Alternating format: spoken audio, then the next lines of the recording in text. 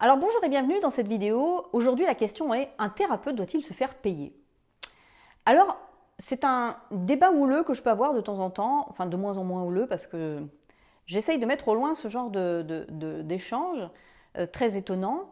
Beaucoup de pseudo-thérapeutes, de gens en fait qui disent avoir eu ça comme un don de naissance, disent aussi du coup, par voie de conséquence, c'est un don, nous n'avons pas à nous faire payer. Alors c'est un sujet qui me tient à cœur parce que je pense moi que thérapeute ou consultant, enfin bref, tout ça, c'est un métier, un vrai métier qui s'apprend. Et même si on a un don, il est nécessaire de chercher au travers d'une formation un cadre dans lequel nous allons pouvoir exercer ce don. Certes, ça va peut-être nous aider à être peut-être un petit peu meilleur que les autres, peut-être que ça va nous aider à apprendre un peu plus vite que les autres, peut-être que ça va nous rendre un petit peu plus fins dans nos séances, mais en tout cas, le cadre d'apprentissage que donnent les écoles est indispensable. Alors, qui je suis pour parler de ça? Je suis Claire-Anne Leroudier, praticienne en psychothérapie et coach depuis 2000. Et depuis 2016, mon activité s'est orientée plutôt dans l'accompagnement des professionnels, coachs, consultants et thérapeutes, pour les aider justement à la réussite de leur activité. Alors, cette question de se faire payer, c'est une question en fait qui est un trouble à mon sens autour de l'argent. Certaines personnes, comme je le disais tout à l'heure, ont l'impression, et ça c'est un vœu pieux et religieux, ou en tout cas ancestralement religieux, de dire que quand on a un don, d'aider les autres en plus, de surcroît, eh bien ça doit être un don. Et ça doit être donc, comme c'est un don qui nous a été donné, ça doit être un don que l'on transmet. Moi, je pense que de l'aide aux autres, du mieux-être dans le monde, apporter toutes ces choses-là, il y en manque, on en a besoin. On en a besoin en masse. Quand on voit aujourd'hui les gens qui ne vont pas bien et qui se précipitent justement sur les médicaments, les antidépresseurs, etc., je me dis quand même, il y a des gens qui ne vont pas bien. Si les thérapeutes aujourd'hui sont en activité, c'est justement pour aider aussi ces personnes et peut-être parfois éviter que ça n'aille trop loin dans justement ces prises de médicaments peut-être, ou c'est en fait prévenir plutôt que guérir. Alors, quand ces personnes me parlent justement de dire c'est un don, on doit donner, eh bien je me dis aussi que donc vous n'êtes pas formé. Et donc vous ne savez pas non plus accueillir quand il y a un problème. Quand la personne justement elle fait une décompensation, ou lorsque la personne elle vit une crise paroxystique dans votre cabinet, ou lorsque il y a des choses qui s'apprennent. Et qui s'apprennent parce que là pour le coup c'est pas un don. On n'est pas né psychothérapeute, on n'est pas né ostéopathe, on n'est pas né, comment dire, il y a des choses qui s'apprennent et c'est normal. Si vous voulez faire cette activité non-stop, parce que vous avez décidé justement que ce sera votre métier, vous voulez vraiment qu'il y ait de plus en plus de personnes qui aillent bien. Donc forcément, il faudra œuvrer de nombreuses heures, chaque année, chaque mois, voire chaque semaine. Si vous faites ça chaque heure, par exemple, imaginons que vous faites ça une trentaine d'heures par semaine, aurez-vous l'énergie d'avoir en plus un emploi à 35 heures? Ça veut dire 70 heures ou 75 heures de travail chaque semaine pour avoir un salaire décent dans le salariat et ensuite faire tout ça pour aider les gens. Non, ce ne sera pas possible. Décemment et énergétiquement, ça ne sera pas possible.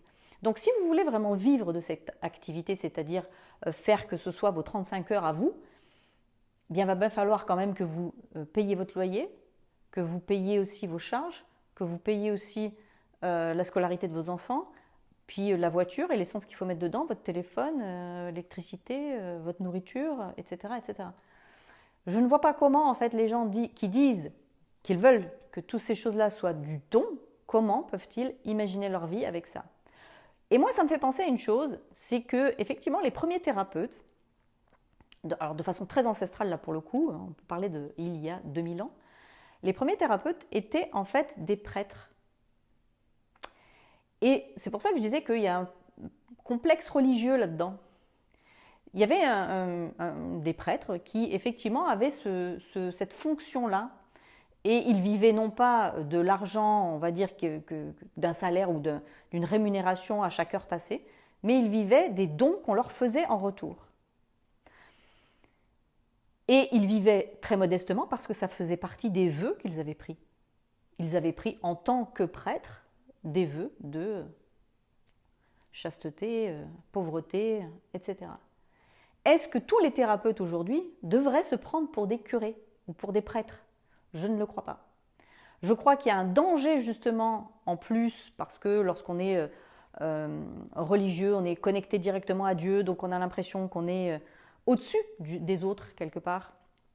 Et donc il y a cette espèce de gros orgueil qui peut se mettre en place et qui fait que nous avons un don parce que ça nous a été offert, donc moi je vais vous guérir, mais ne me donnez rien, je n'ai pas de besoin moi. Mais quel est cet orgueil?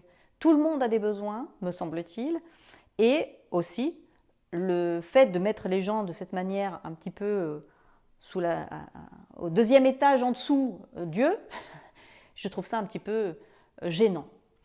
Donc c'est la raison pour laquelle je crois aujourd'hui que thérapeute est un métier qui s'apprend dans une école ou voilà, dans lequel on passe une certification qui nous permet de pouvoir pratiquer ensuite. Et ensuite, on va exercer ce métier d'égal à égal. Hein. Il gagne sa vie, je gagne ma vie. Et voilà, nous sommes dans une société où tout le monde est à égalité, mais chacun fait, lui il répare mes pneus, elle me fait mon pain.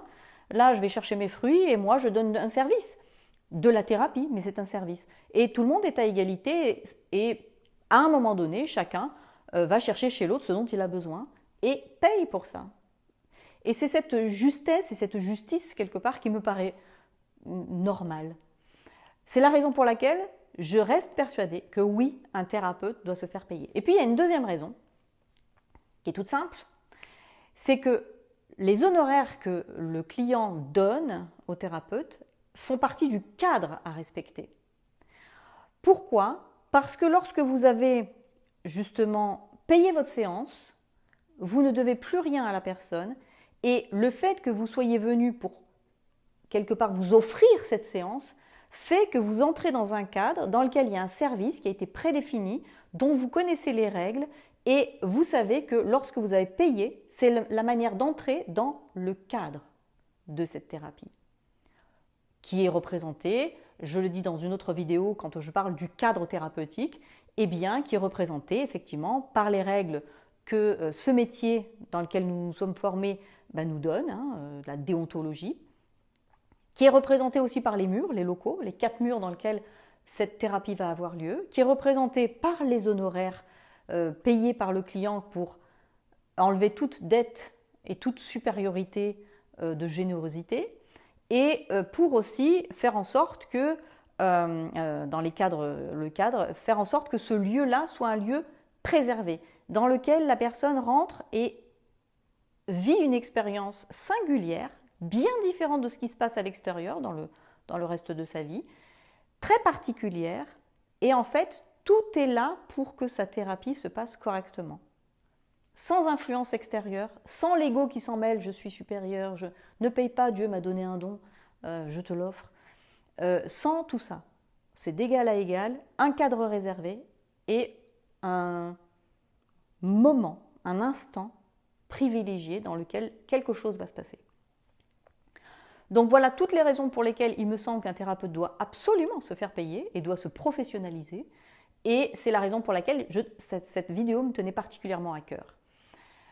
Si vous voulez en savoir plus sur justement comment s'installer, comment réussir son activité, comment faire en sorte d'être plus connu et reconnu et d'avoir des clients qui sont satisfaits de venir plutôt chez vous que plutôt que chez un autre, eh bien je vous invite à regarder ma conférence et à vous inscrire pour ça. En dessous de cette vidéo, vous avez un lien à cliquer sur lequel vous pouvez vous inscrire et vous aurez gratuitement l'accès à cette conférence.